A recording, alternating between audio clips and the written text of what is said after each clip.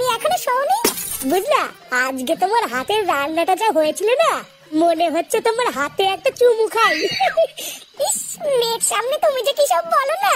নাও নাও, শুয়ে পড়ো, অনেক রাত হয়েছে তো। হ্যাঁ, শুয়েই পড়বো, আজকে বিশাল ঘুমও পাচ্ছে। ও বাবা, চোদনা মানে কি গো? কি কি কি কি বললি তুই? এইসব বাজে কথা তুই কোথা থেকে শিখেছিস? হ্যাঁ, আমি কি জানি নাকি? ফাটা আমাকে স্কুলে গিয়ে শিখিয়েছে। কি? তোকে এইসব কথা ফাটা শিখিয়েছে? তোকে আমি কতবার বলেছি না স্কুলে গিয়ে এইসব বাচ্চাদের সাথে একদম কথা বলবি না। আরে বাবা ছাড়ো না, বাচ্চা কাচ্চা মানুষ তো, তাই কি নাকি বলেছে। ফাটা বাচ্চা নাকি? ও একটা না পাকা শান্তির ছেলে। ওরা নিজের মতো আমার মেয়েটাকে উল্টো পাল্টা শিখাচ্ছে। দাঁড়াও, ওই চুদির ভাইকে দেখাচ্ছি মজা।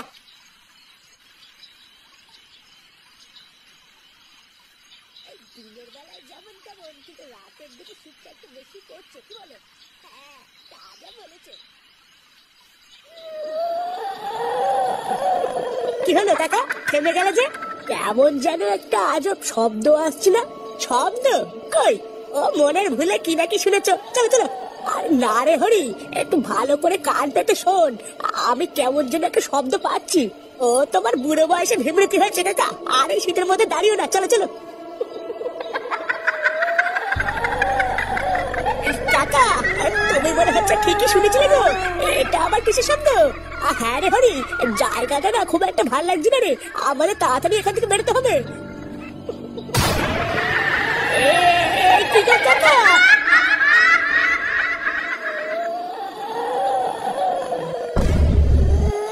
হরি, এই হরি, হরি আমাকে ছেড়ে যাস না।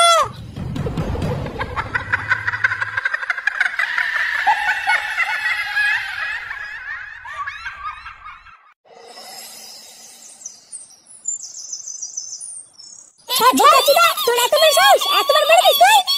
তুই ভাই আমার মেয়েকে উল্টো পাল্টা শিখাবি? তোকে আমি বলেছি না স্কুলে গিয়ে আমার মেয়ের থেকে দূরে দূরে থাকবি, আর তোর এত বড় সাহস, তুই আমার মেয়েকে খিস্তি শিখিয়েছিস? দেখ পল্টু, আমি কিন্তু শেষবারের মতন বলছি, আমার দাদু ভাইকে ছেড়ে দে। ছেড়ে দে? ছেড়ে দে বললি ভাই যাবে নাকি? না রে পল্টু, একদম ছাড়বি না। এই চুদির ভাই সেটা ভেঙে পুরো ফালা ফালা করে দিবি। কি বলিস? আমার জীবনটা পুরো ধ্বংস করে দিয়েছে, মার মার। শোন রে ভুদা, আমি যদি আর কোনোদিন শুনি যে তুই আমার মেয়ের সাথে স্কুলে গিয়ে কথা বলেছিস বা আমার মেয়েকে খিস্তি শিখিয়েছিস, তাহলে চুদির ভাই পরের বার তোর বাড়িতে এসে তোরা তোর দাদু লেওয়া ছিল আমি ডাঙ্গুটি খেলবে বল দিলাম।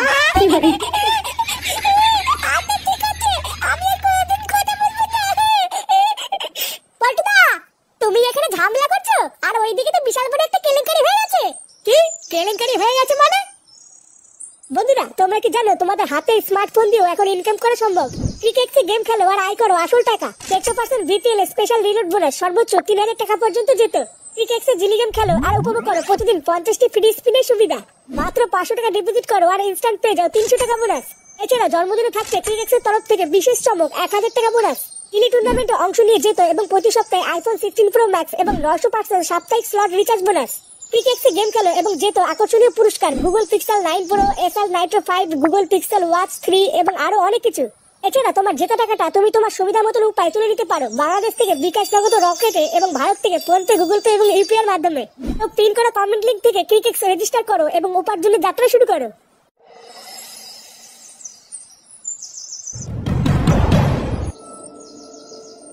কি আশ্চর্য, কালকে সকালেই হারামদার সাথে কথা বললাম আর এক রাতের মধ্যে এত কিছু ঘটে গেল, এ তো আশাই করা যায় না।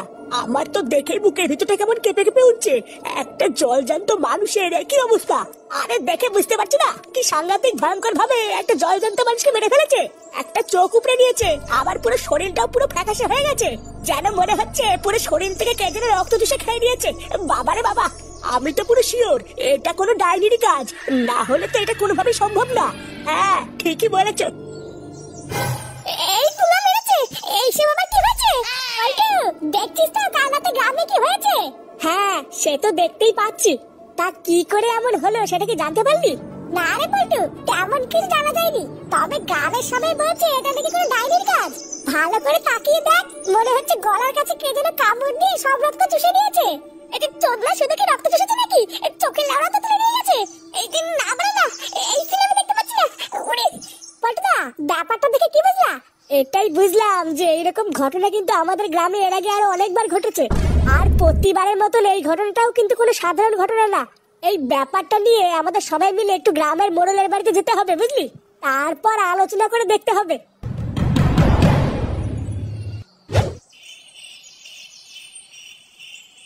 তা মোড়ল মশাই, গ্রামে কি হয়েছে সবই তো শুনলেন, এবার বলুন কি করা যায়। দেখো, এই বিষয়ে আমি আর তোমাদেরকে কি বা বলবো আর কি বা করবো বলো। আমি হইলাম গিয়ে এই ভাতারবাড়ি গ্রামের ছোট্ট একটা মোড়ল, তাই না? সেইখানে দাঁড়ায় আমার কাজ হলো কিনা গ্রামের যদি কেউ অপরাধ করে তার শাস্তি দেওয়া। এখন এর থেকে বেশি তো আমি আর কিছু করতে পারতেছি না, তাই না? কিন্তু মোড়ল মশাই, আপনি যদি আমাদের পাশে থাকতেন তাহলে আমরা আসল দোষীকে খুব তাড়াতাড়ি খুঁজে বের করতে পারতাম। আমরা যদি তাড়াতাড়ি দোষীকে ধরতে না পারি তাহলে হয়তো গ্রামে আরো বড় বিপদ আসবে। দেখো পল্টু, হ্যাঁ মানতাছি তোমরা একটা ক্লাবের সদস্য, তোমাদের একটা দায়িত্ববোধ আছে, কিন্তু তোমরা ছাড়াও তো এই গ্রামে আরো 2-4টে ক্লাব আছে নাকি? তারা যখন চুপ করে বসে আছে তোমরাও তাদের মতন চুপ করে থাকো, এইটা হইলো কি পুলিশের কাজ। তা এই বিষয়ে শুধু আমি কেন, তোমাদেরকে কেউই সাহায্য করতে পারবে না। চুদির ভাই, কি বাচ্চা মোড়ল হয়েছে তুমি যে কোনো সাহায্য করতে পারবে না? গ্রামে সবাই মরে যাচ্ছে আর উনি বসে বসে মাছ দিচ্ছে। চোদলা মোড়ল হয়েছে উনি, গুদের মোড়ল। চল তো বলতে চল, এইসব বাচ্চা লাগাতে থেকে কোনো লাভ হবে না, বুঝলি? লেওরা আমি বুঝে গেছি, এবার যা করে আমাদের বাচ্চা ক্লাবকে করতে হবে।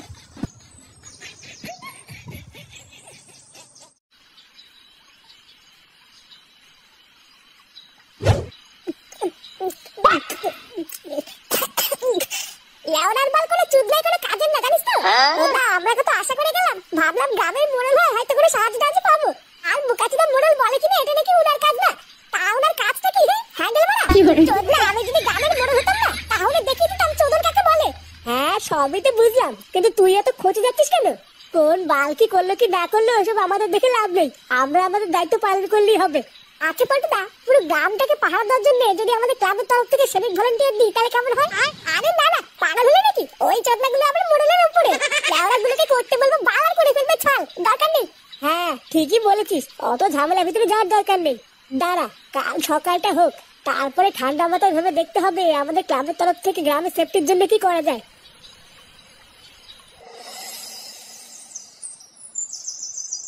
কি কি উল্টোপাল্টা কথা বলছিস তুই? হ্যাঁ গো বটনা, আমি একদম উল্টোপাল্টা কথা বলছি না। ক্লাবে আসার পথে তো গ্রামের লোকজনরা তাই বলছিল।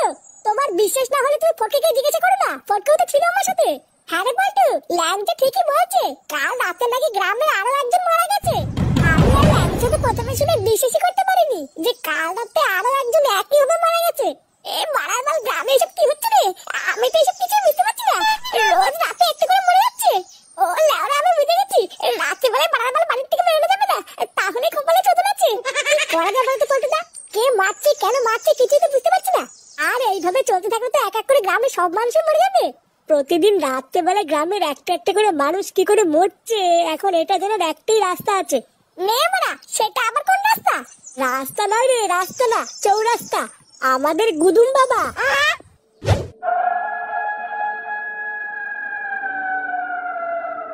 আরে চোদন, এই মালটা তো দেখছি উড়ে বেড়াচ্ছে রে। হ্যাঁ ফুটো, হাত জোর কর। আরে দাঁড়া মারা, আগে বুঝতে দে ব্যাপারটা কি হচ্ছে এখানে। এই মালটা কি করে দড়ি টড়ি ধরে ঝুলে আছে নাকি? বাবা আমাদের রক্ষা করো বাবা, আমরা অনেক দূর থেকে বিপদে পড়ে তোমার কাছে এসেছি। এখন আমাদের এই বিপদের সময় আপনি আমাদের শেষ ভরসা বাবা, আপনি আমাদের রক্ষা করুন। বল, কি করতে এসেছিস এখানে? ওই রক্তদোষের হাত থেকে মুক্তি পেতে? হ্যাঁ বাবা, তুমি তো সবই জানো, প্রতিদিন রাত্রিবেলায় আমাদের গ্রামের একজন করে মেরে ফেলছে, তুমি আমাদের এর হাত থেকে বাঁচাও বাবা। বম ক্রিং ক্রিং ছট, চোদন খড়ে চোদন খেয়ে গিয়েছে তার সম্মান, ফটফট করে তিলে তিলে নিয়েছে তার জান। এবার সেই বদলা নিতে এসেছে এই গ্রামে, আসল দোষী রক্ত খেয়ে মারবে সে প্রাণে। ছট!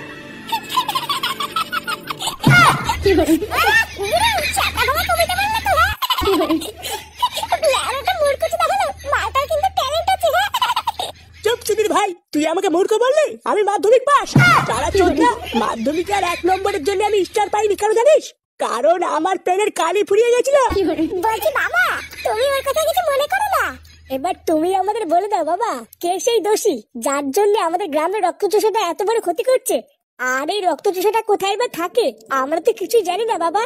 ও থাকে একটা গভীর জঙ্গলের পুরনো বাড়িতে, আর রাতের অপেক্ষা করে, কারণ রাত হলেই ও প্রতিশোধ নেওয়ার জন্য বাড়ি থেকে বেরিয়ে আসে।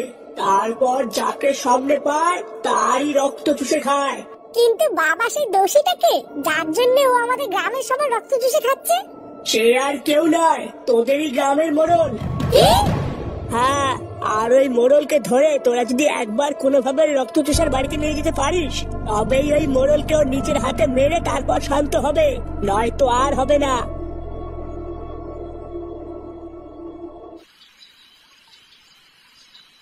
আর মারানির ভাই, এবার আমি বুঝেছি ওই মোড়ল কেন আমাদের কোনো সাহায্য করলো না। আর করবেই বা কি করে? এই সবকিছুর পিছনে তো শান্তি ছেলেটারই হাত আছে। না না পল্টুদা, আমরা যখন এখন সবকিছু জানি তখন কিন্তু এর একটা শেষ দেখতেই হবে, না হলে হয়তো আজকে রাত ওই শান্তির ছেলের জন্য কেউ না কেউ প্রাণ হারাবে। হ্যাঁ, ঠিকই বলেছিস।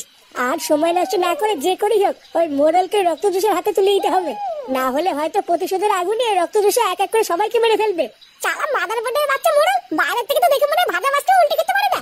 আর এইদিকে নাকি একটা নিরীহ মেয়ের ইজ্জত নিয়ে তাকে মেরে ফেলেছে। খোদার বাপ, তুই আমাকে একবার বল পল্টু, আমি একাই গিয়ে মোড়লের গুষ্টি গুড় মেরে দিয়ে আসবো। তুই এক কাজ কর ল্যাংচা, তুই আর ফুটো গিয়ে যেভাবেই হোক ওই মোড়লকে বাড়ি থেকে বের করে রক্ত চুষের বাড়ির সামনে নিয়ে আয়। তারপর মালটাকে বোকাচোদা বানিয়ে যদি একবারই রক্ত চুষের হাতে তুলে দিতে পারি, ব্যাস। কিন্তু পল্টুদা, সকালবেলায় ফটোই চুদির ভাইকে যা কিস্তি মারলো, আমি আর ফটো কি ডাকলে তো চোদাটা আসবেই না। আসবে আসবে ল্যাংচা, চোদনে পড়লে এমনি দৌড়তে দৌড়তে আসবে।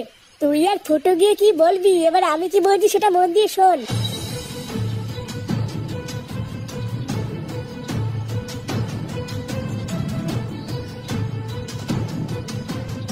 কি আমার কথা কি ক্লিয়ার নাকি ভেজাল আছে? আরে হ্যাঁ হ্যাঁ, বুঝে গেছি বুঝে গেছি। এবার বারা তোরাও দেখবি এই ফুটোর অ্যাক্টিং কাকে বলে। মোড়ল কাকু, ও মোড়ল কাকু, কাকু কই গো? এই এত রাতে কি রে? এই কি তোরা, তোদের এত রাতে কি চাই? লেওড়া গুলো বেড়ে যা আমার বাড়ি থেকে। এ মা কাকু, তুমি তো দেখছি এখনো খুঁজে আছো। সকালের কথা কিছু মনে করো না কাকু, আসলে রাগ হয়ে গেছিল তো, তাই কি নাকি বলে ফেলেছি। এই দেখ ছোকরা, রাত করে না নাটক মারবি না, ঠিক আছে? যা কবি তাড়াতাড়ি ক, না হলে বেরো। আরে কাকু, তোমার জন্য একটা হেভি খবর নিয়ে এসেছি গো, শুনলে তুমি এখনই লাফাবা। এই গ্রামে যে খুনগুলো হচ্ছিল না, সেই খুনিগুলোকে আমরা একটু আগে পাশের জঙ্গলে পুরো বাড়িতে ধরেছি। কি কস, ধরে ফেলাইছিস? আরে হ্যাঁ মানে হ্যাঁ, সত্যি ধরে ফেলেছি। পল্টু আর ফটকে তো ওখানেই আছে। আর শুধু ধরিনি, ধরার পরে আমরা এটাও জানতে পেরেছি যে ওরা ডাকাত। ডাকাত? ডাকাতে করছে এই কাজ? হ্যাঁ গো কাকু, আর আমরা ধরার পরে এটাও জানতে পেরেছি ওদের কাছে প্রচুর টাকা পয়সা সোনা দানা আছে। হ্যাঁ মানে হ্যাঁ, প্রচুর প্রচুর। এই জন্য তো লেওড়া তোমাকে ডাকতে এসেছি, তুমি হচ্ছে গ্রামের মোড়ল, ওইসব টাকা পয়সা সোনা দানা সব তোমার কাছে রেখে দেবে। এই সুধীর ভাইগুলো রাত দুপুরে কয় কি টাকা পয়সা সোনা দানা অনেক কিছু আছে। একবার যদি ওই টাকা পয়সা সোনা দানা গুলো হাতে পাই, আমি তো অনেক বড় লোক হয়ে যাবো না। এ দেখছি ঘরের লক্ষ্মী নিজেই হাইটে হাইটে আইছে, এই সুযোগ ছাড়া যাবে না। কই কই, চল চল, আমারে নিয়ে চল। আসো আসো কাকু, তাড়াতাড়ি আমাদের পিছন পিছন আসো।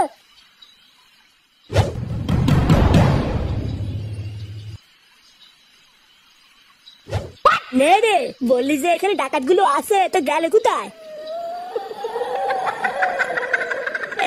কিটা রে, কিটা? দেখ ঢ্যামলা গুলো তোরা কি ভাবতেছিস? আমারে এখানে আইনে তোরা ভয় দেখাবি? আমি কিন্তু এই গ্রামের মোড়ল, আর তোদের সব কটার কপালে কিন্তু কষ্ট আছেই বলে দিলাম।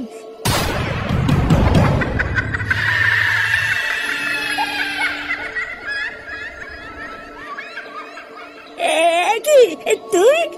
আমি তো তোরা মেরে ফেলেছিস তাই না? আজকে তোকে কে বাঁচাবে? এবার তোকে আমি তিলে তিলে মারবো, যেভাবে তুই আমাকে মেরেছিস। কি বলতেছিস এসব? আমার তুই মারবি?